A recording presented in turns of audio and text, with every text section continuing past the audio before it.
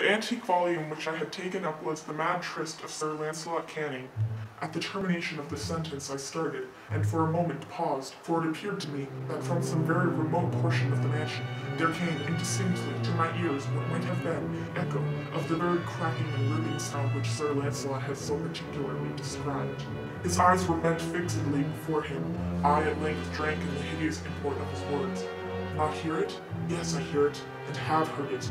Long, many minutes, many hours, many days have I heard it. Yet I dared not, oh pity me, miserable wretch that I am. I dared not speak.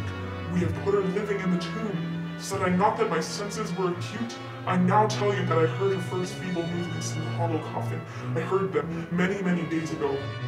The grating of the iron hinges of her prison, and her struggles within the coppered archway of the vault. Oh, whither shall I fly? Will she not be here anon? Is she not hurrying to upbraid me for my haste? Have I not heard her footstep on the stair?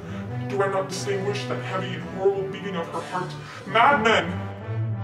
Madmen! I tell you that she now stands without the door! There did stand the lofty and shrouded figure of the Lady Madeline of Usher.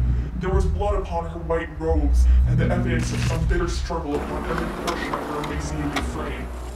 She fell heavily inward upon the person of her brother, and in her violent and now final death agonies bore him to the floor and close, and the victim to the terrors he had anticipated.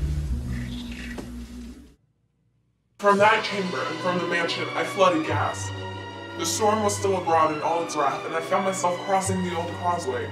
Suddenly, there shot along the path a wild light, and I turned to see whence a gleam so unusual could have issued, for the vast house and its shadows were alone behind me.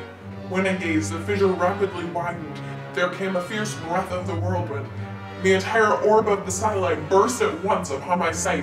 My brain reeled as I saw the mighty walls rushing asunder, and the deepening tarn at my feet closed solemnly and silently over the fragments of the House of Usher.